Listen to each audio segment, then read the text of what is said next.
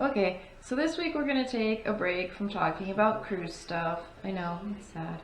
But we don't just take cruises. So this week we're going to talk about road trips. Road trips are one of our favorite ways of getting around, whether it's up to see family or off to see Disney World or go on a Disney cruise. So We've taken a fair amount of short and longer road trips. Not so much lately. No one's really been going anywhere. But we've taken trips from here to Dallas or San Antonio, which is about 3 to 4 hours. When we lived in California, we drove to Disneyland. and that was about a 6 hour drive. Yeah, so those are shorter 1 day drive type things where we normally stop about halfway, use the bathroom, stretch our legs. When we drive to Dallas, there's a rest stop with a playground that the kids like to stop at, unless it's raining or And that's right outside of Ranger, yeah. yeah. So that rest stop, if you're familiar with it, there's one on both sides of the highway. So no matter which way you're going, it's a good place to stop. Even eat lunch. Yeah. The rest area in there is really nice. The bathrooms are indoors. And it's really well maintained, and it's right off the interstate. So let the kids burn off some energy, especially if you're doing a longer drive. Like Miriya said, it's about halfway. It's just past the halfway mark, heading into Dallas. Like I said, just about west of Ranger, Texas. But yeah, it's a great place to stop, and you'll see. That's one of the reasons why we like road tripping is we like to find those rest stops that are more built up, that we plan our stops at all over the country, and just it gives us a chance to stretch our legs, but it also gives the kids a chance to do something other than just kind of get out and walk around. Gives them a play area to play at. There's the one we stopped at in Missouri, the Route Yeah. 66. We've stopped there, again, going both ways. Once it was very, very cold Oh yeah, that's right. because it was January and Christian didn't want to play, but we stopped and we looked around. And then this last time coming home from Pittsburgh, we stopped there, and it was warm out and both kids played, and it's a great themed rest stop. All the picnic areas have different signs that you would see on Route 66. And there's really I haven't found any real way of finding ahead of time the areas that are more built up. It honestly, Kind of gotta know, or really in-depth internet yeah, searching. I that too. guess. Or usually what we'll do is if we pass a rest stop that is more built up, and we'll kind of note that, like where we are. That way on our way home, we can stop there and let the kids out, especially if it's somewhere that's a good distance. You don't want to be stopping every hour or so, but if it's maybe 2-3 hours into your drive, it's well worth it to stop and let the kids play for a little bit. So that's for shorter. We kind of touched on some longer road trips in there, but we've also taken a few pretty long road trips. When we moved from California to Texas, we drove. We broke it up over 3 days. But at that point, Christian was about to turn 2, so we only drove about 6 hours a day at most, so that it wasn't too much for him. We've driven from Texas to Pittsburgh, Pennsylvania twice. The longest day on that trip was the first trip was 11 hours from Missouri to Pittsburgh. But he was 3.5 at that point, so it wasn't too bad. Yeah. And then we've also driven from Texas to Florida twice now for Disney World and Disney Cruise both times. So, those are 19 to 21 hour road trips that we normally break up. Well, it's 3 days of driving, but it's really only like 2.5 days because one of the days isn't as long. Yeah. So clearly we have a bit. Sorry, there was a bird right outside the window. we have a bit of experience with road tripping, and we have experience with road trips with small children. And right off the bat, I'll tell you, it only gets easier the older they get. It may be a hassle in the beginning when they're one and they don't like to be cooped up in their car seat, but I think the older that they get, this last one was a lot easier with Florida Isabella, was super easy. because we had games, we had videos on one of her tablets. Christian just is engulfed in his tablet, playing video games, watching videos, or sometimes he just sits and plays with Legos in the back seat. We have toys and stuff, but definitely with age, it gets a heck of a lot easier. So the road trip to Florida when Bella was 9 months old, and then the trip to Pittsburgh when she had just turned 1, were slightly different experiences, just because she was still nursing. So we needed to stop every 3 hours so that she could eat. Once we got past that, like I said, this last road trip to Florida was super easy. Throw food at them and pretty much they eat. Yeah, so we have, well, I guess, Christian. So we have a blog post that we're going off as well, that we've talked about this before, but talking in person is a little bit different. So how we decide between driving or flying, really it depends how long you can get off from work. Yeah. Which we can normally get the time off. The cost difference, which it's almost always going to be cheaper for us to drive. And what can we do, along the way? So with Pittsburgh, both times we went up for, the first time we went up for a baby shower, and the second time we went for a wedding. And we wanted to make it, worth the drive up there. So we spent a week there, and then we had to factor in, the 2.5 days of driving up, the 2.5 days of driving back. So if we have the time, we pick road trip. Yeah, definitely. If it's something, we absolutely have to be somewhere quickly, then we'll fly. But flying with the 4 of us is expensive. Definitely, especially since Isabella just turned 2. Now we got to get her a seat on the airplane. It gets expensive, and when you factor in all 4 of us, mind you, because for those of you that don't know, I'm active duty military. I don't pay for my bags most of the time, but even still, just a hassle of dragging all of our stuff through the airport, and then when we get there, we have to deal with car seats, especially for Isabella. Christian, and renting a car. Yeah, and renting a car. Christian's about to transition out of his high back booster to just a regular booster, so that'll be easier. But Isabella, for the next few years, will be in some form of car seat. So getting that out of the car, putting it on the aircraft, or dragging it. Some people like to drag their car seats through the airport and put it in the airplane. We did that once, and it was not worth it. Definitely not. But we've also had an experience where the airline broke our car seat when it was checked. So yeah, when we were out here looking at houses. Yeah. So we've had a lot of different experiences with flying. Flown to Disney World when we lived in California because it was just easier. But from here, it's half the distance, so it's just we drive it and make it worthwhile. But I think one of the best things about driving to Pittsburgh or to Florida is we have our car. Yeah, and we actually, a testament to that was when we were getting ready to go to Hollywood Studios this last time. Oh yeah, we changed our plan. Yeah, we were initially going to take Disney transportation, but we wanted to make sure that we were in the queue for Rise of the Resistance, and we got our boarding pass for that.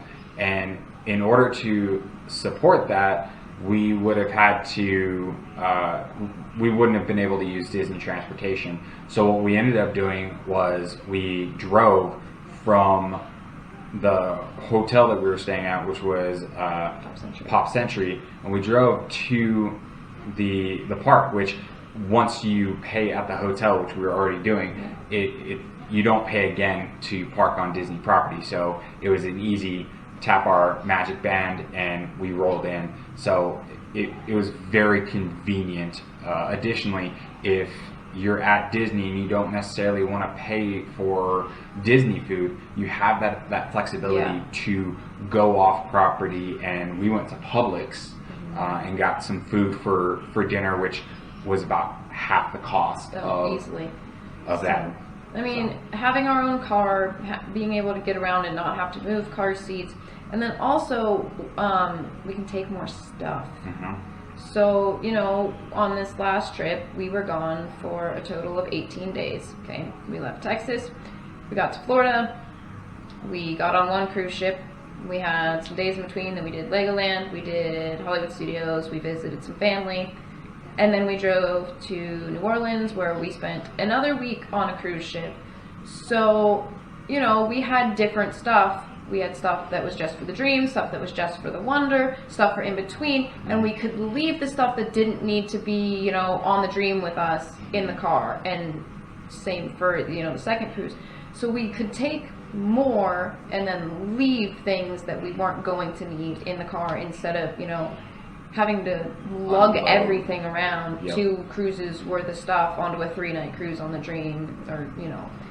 It just made that easier. And I think another thing that makes it easier is when you're loading the car and you're prepping for it, you can see how much space you're going to have available. So obviously going to Disney, you're going to get some kind of souvenir, especially with kids. The kids want to get something, a memento from that trip. And then Christian, because he loves Legos, wanted to get something Lego. So we kind of were able to factor in how much room do I need, and we ended up having plenty of space. Oh, we had more than enough room. But I also have a huge trunk in my Elantra. So, one of the biggest reasons, though, I really think that wins out for driving versus flying is the cost a lot of the time. Having the car is great, being able to get around is great, but it really comes down to cost, because we have looked, we had it set that we were going to drive to Florida, and then a couple of times we even looked to see if flying would be advantageous cost-wise, and it just really wasn't. Because of the cost of the tickets, we would still have to drive from our tiny little town to Dallas, because no matter what, we have to fly from here to Dallas anyway. And it ends up just being cheaper normally if we have to fly, to drive from here the 4 hours to Dallas, spend the night in a hotel, and then fly from there. So and then we got to pay to park the car at the airport, which is at least $10 a day. And that's the very far away parking. So if the cost of gas, which really isn't that much for even to drive from here to Florida, plus a couple of hotels in between, really almost always ends up being cheaper than flying for us. Yeah, and by no means are we hotel snobs or anything, but we, comparatively to others, we do stay at the more high-end. Well, okay, I wouldn't say high-end. No. We're not like Motel 6 people, but we're also not like Hilton people. Yeah, so we're, you know, like Holiday Inns. Holiday Inn Express. Yeah. We're mostly because we like breakfast. Yeah, or if we can get a good deal on it, the Drury, because they have dinner included and breakfast included. Though we'll transition into that eventually, but when we're road tripping, we typically aren't able to enjoy the luxuries of hotels that have breakfast. But that's because we like to leave early. Yes. So, well, that's now why we normally choose to drive versus flying. And now we'll get into our actual tips. Oh, actually first, how do we plan how we get there? It comes down to how far away is the city that we can actually stay in. So like this last trip to Florida, we decided we were going to stop about 7 hours from here, so we made it to Beaumont, Texas, and then from there we drove to Pensacola. So we try and keep it about 7-8 hours driving a day tops, just because that's a lot of driving, even, you know, if it was just us. So that's really how we plan how long we're going to drive. We find a city around that area that's not too far off the highway that we're driving on, and we try and find, you know, a hotel that's not too far from there, which we've done pretty well with. Oh yeah, definitely. And we also, you know, once we get to, okay, this is where we're gonna stay, we try and find something to do there. But that's another one of the tips. Yep. So, the first tip, leave early.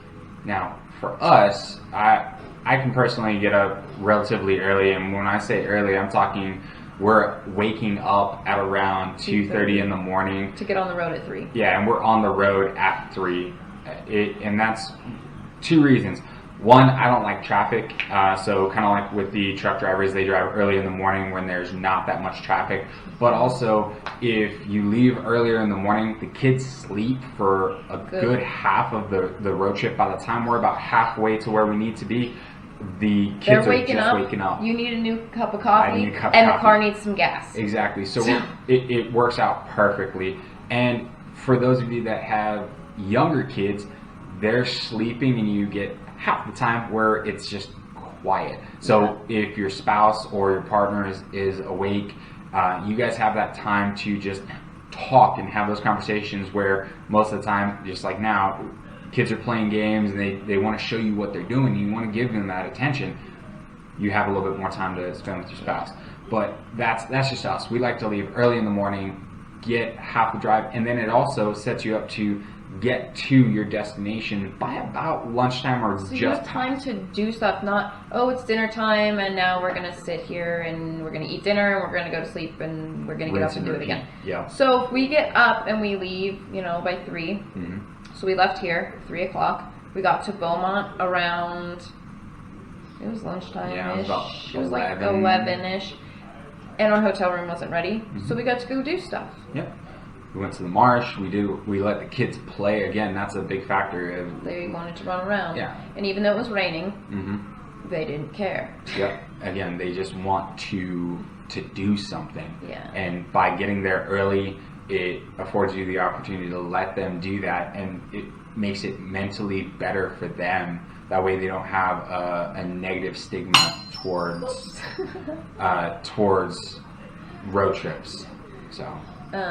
It's not for the faint of heart. I will admit, by the time we get to our destination, I'm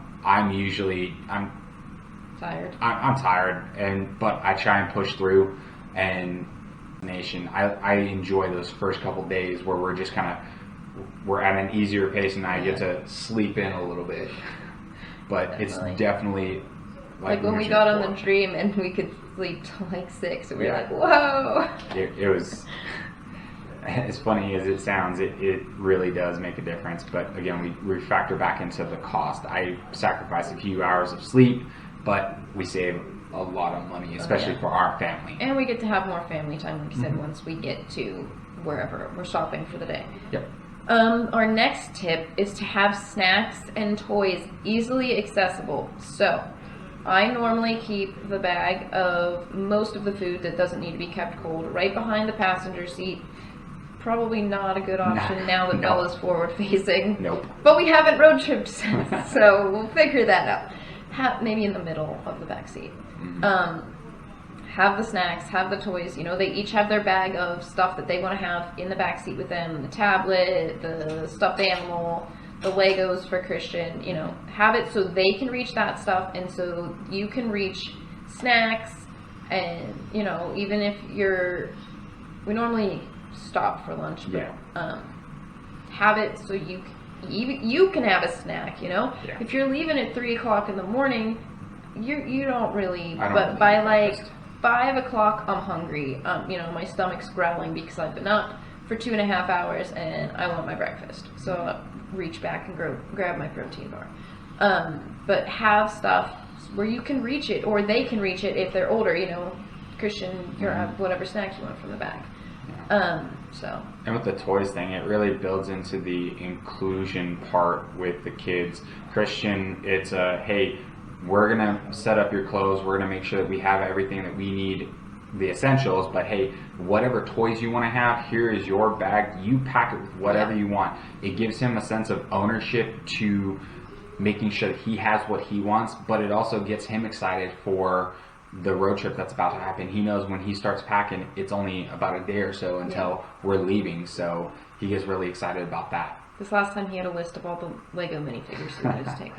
Yeah. So he wrote the list out. So have a backup plan just in case something goes wrong. Whether that's road construction, vehicle maintenance, something to that effect. Make sure you guys have backup plans. We haven't had anything go wrong yet, knock on wood, but it's always good to have a plan just in case.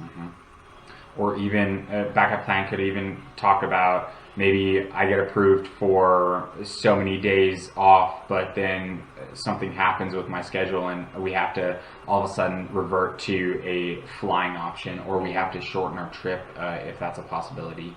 Always book refundable hotel rooms. Yeah, just have something in your back pocket as far as what you'll do in different scenarios. I'm not saying be a doomsday prepper, but just have that near the back of your mind. This kind of plays into it. If you're traveling in the winter time, especially through, the northern states where you could get stuck, have stuff just in case. Have flashlights, food, water, blankets in the car just in case we had an MRE, just in case, when we drove to Pittsburgh in the wintertime. Again, we didn't run into any issues, but it's good to have something. Have a plan, yeah. We definitely made sure that we were ready to go in the event that something happened. Again, fortune favors the prepared. We didn't pack half the trunk with survival gear, but we made sure we had enough that if something were to happen, we could spend a night or so without the car being on in the middle of a snowstorm. Yeah. Okay, the next one. So this is not a you have to do this. This is just what we do. We normally take breakfast with us, and we take lunch with us. And then some nights we'll plan to get dinner in the city that we're in.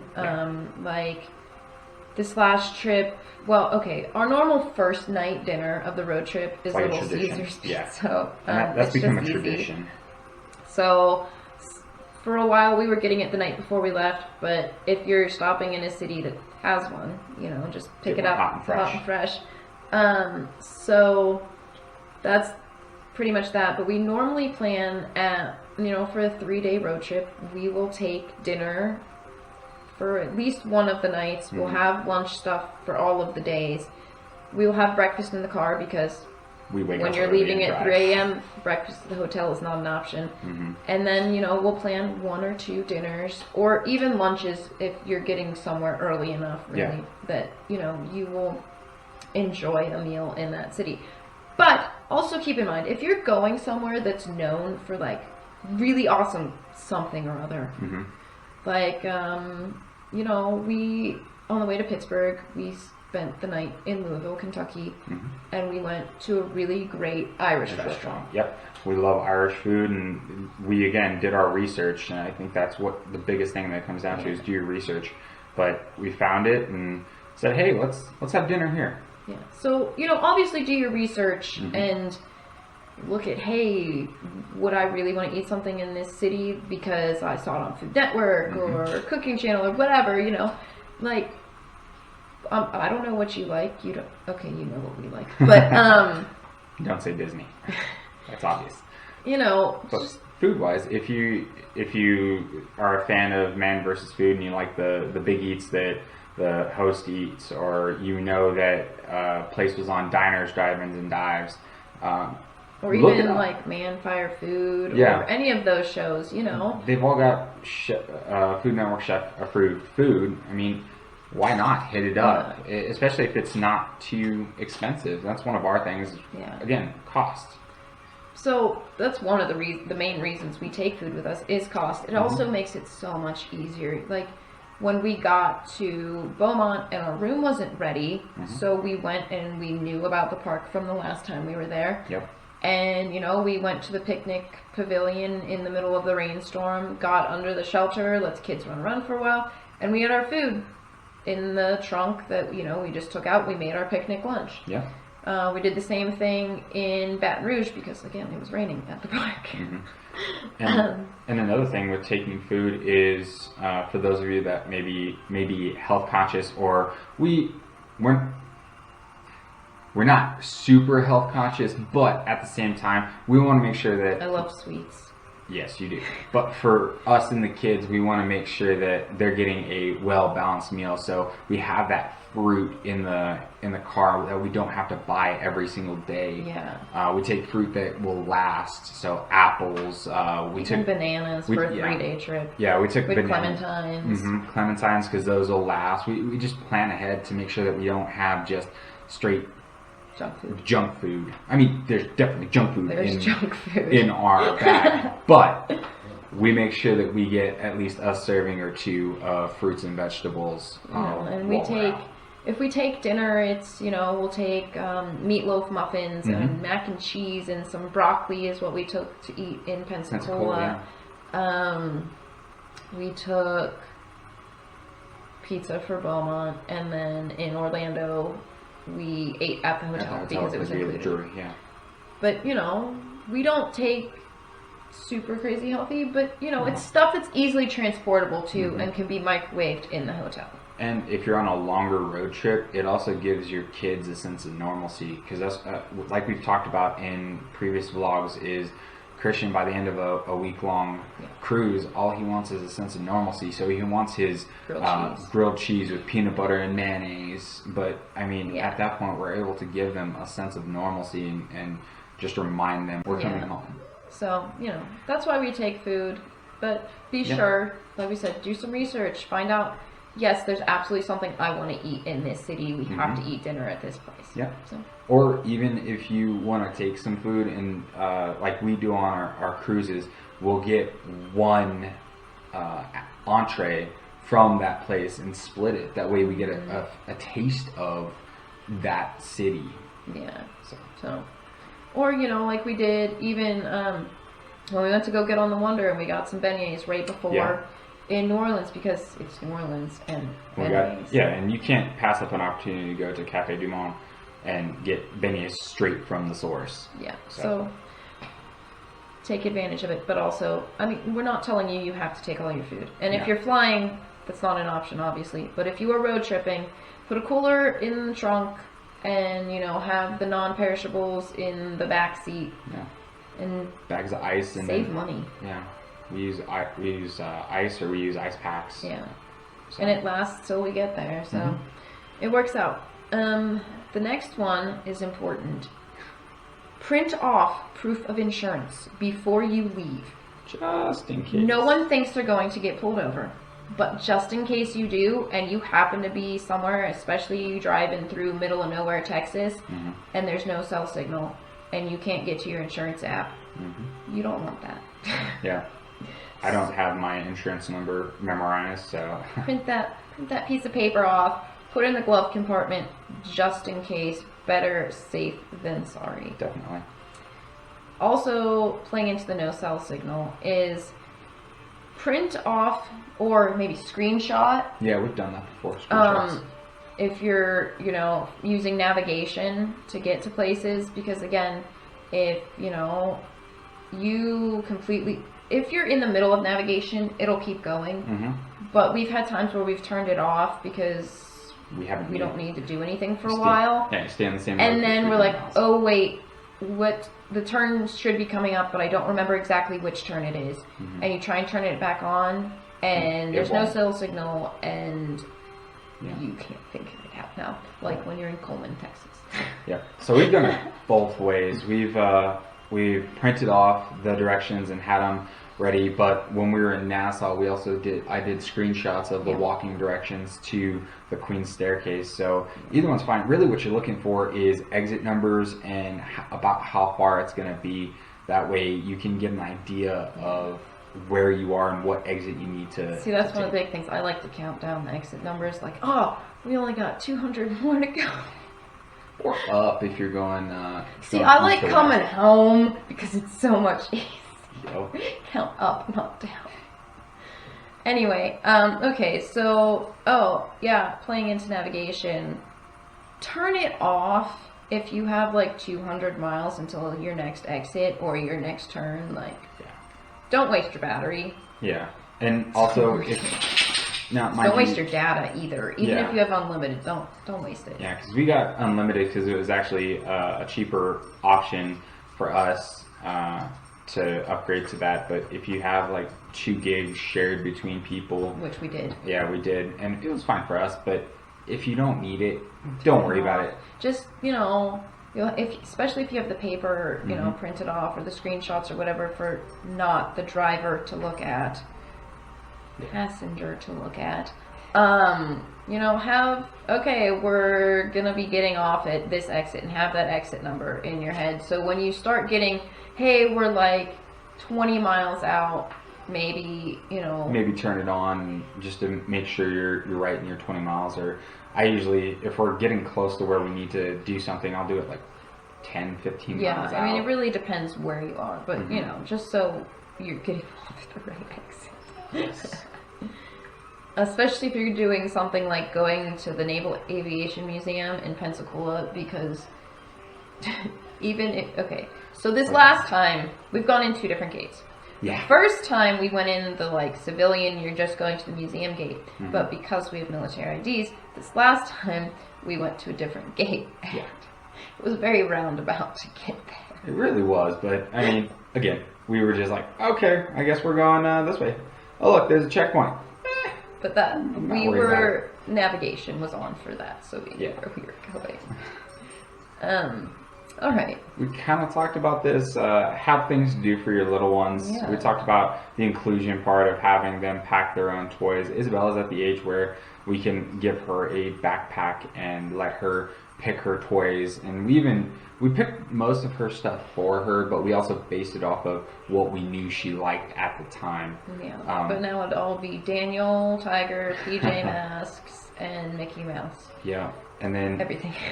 I know some people they don't like the idea, but for our kids, we have tablets for them that they have games on, both educational and just fun games. But also we have the ability to download their favorite videos. Yeah, because Christian's got an external drive probably for our next road trip, which will probably be when we move next year. Cruise. Yeah, we're driving to New Orleans to get on a cruise in February. So before that, I'll probably get an external disc for Isabella so we can download whatever she's into, whether it's Daniel, Tiger, but just making sure you have stuff for the kids to do so that they don't get bored. And have it, accessible for them. Because when Christian wakes up, we have the rule on the road trip, he can't turn on his tablet before 7 a.m. That prevents him from waking up at 5 a.m. because the roads around Texas are ridiculous and being like, oh, look, I'm going to turn on my tablet. Yeah. No, there's still rules and such, and we do limit their screen time as well. And once we get to wherever we're going, we're exploring and learning and playing, and they're not on the tablet anymore. But sitting in the back seat of the car, even for the 3 or 4 hours that they have left once they wake up, it's boring. Let me tell you, it's boring. I'm in the front seat doing the same thing. Yeah, this last time you helped me study. I did help you study. Test, so. That was fun. A little tea light at like 4 o'clock in the morning. Trust me, studying for a promotion test, not fun. No. Especially at 3 a.m. when you're half asleep. It was a good time. I kept us both awake.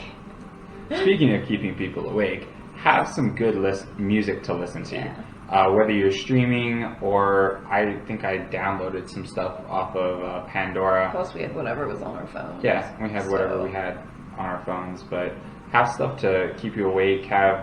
We have genres for both the kids and us, but also we have a mix because they like musicals. And then we listen to Disney and Yeah, they like musicals just as much as we do. So except Christian doesn't like Newsies. Yeah. Well, so then I put it on anyway. True.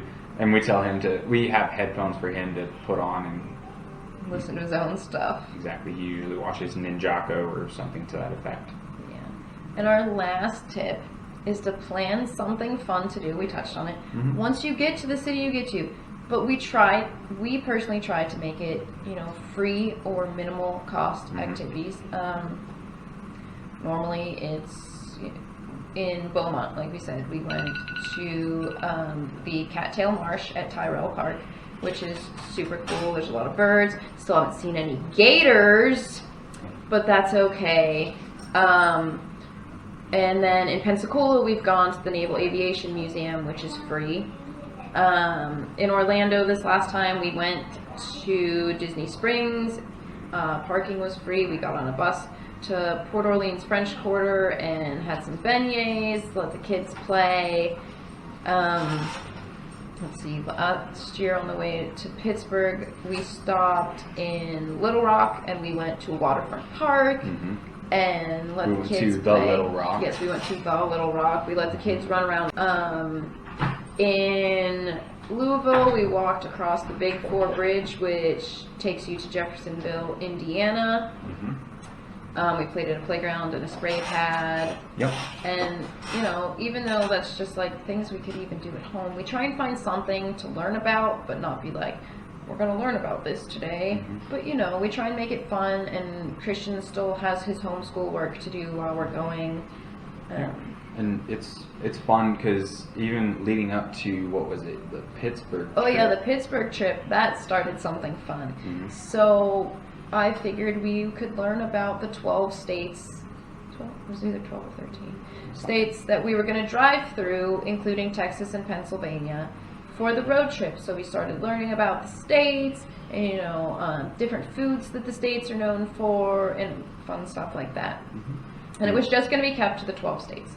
And then he decided he wanted to do the rest of the states. So at this point, we've learned about all 50 states, and then we finished the states, and we moved on to countries around the world, and I think we're about 10 or 11 countries in. I've lost count. We have a long way to go. But, you know, we're learning about each country. We're learning about, you know, he has a worksheet that has, we learn about the country and its capital city. We learn about when it became an independent country, or, you know, when it formed, or in the case of Germany, we put 3 different years. So we learn about that. I look up the current population. I can't think of the other number. Oh, how many states or provinces or regions or whatever the country has. And then each week we eat a food that is, you know, well known in that country. Like this week we are learning about Algeria, and I'm not going to try and end up butchering the name of the food we are going to eat, but it's a potato pancake basically. And then we learn about the language that they speak there. Yeah, and I think that's something really good, especially for those of you that have kids that are of school age. No matter what level, there's always something to learn about, some historical fact or something that plays into history that you can just talk to your kids about, start that discussion. Not necessarily that they have to memorize it, but No, I mean, just the learning exposure. about it. And he thinks it's cool to learn about. We all enjoy eating the food, and well, I was a history major in college, so I like that aspect of it. Yeah. But it's lots of fun. And when we started the whole states worksheet, Christian was in preschool still. So it's not they don't have to be, you know, in, you know, grade school even to really do it. So. And as he's transitioning from kindergarten this week into first grade, I mean, it's something that you can adapt for whatever you want, put whatever information you want in there, and as long as it, again, we've talked about inclusion. It includes them in the phases of what happened in history and how it applies to them and the learning process. And that gives me an idea for another vlog, homeschool and travel. But you guys will have to wait until we actually record that one. Yes. A few weeks down the line. So. But I hope these tips help you once, you know, the world's starting to get semi back to normal now. More places are opening. Who knows when, you know, travel's gonna be the way it was before. Probably not till next year sometime. But when you do start traveling again, we hope that you enjoy it, and we hope that our videos are at least entertaining, if they're not at least helpful at all. So I'm sure you've seen enough of our faces for this week. we'll see you next week for, I think, something cruise related. Cruises are fun. We'll see you next week.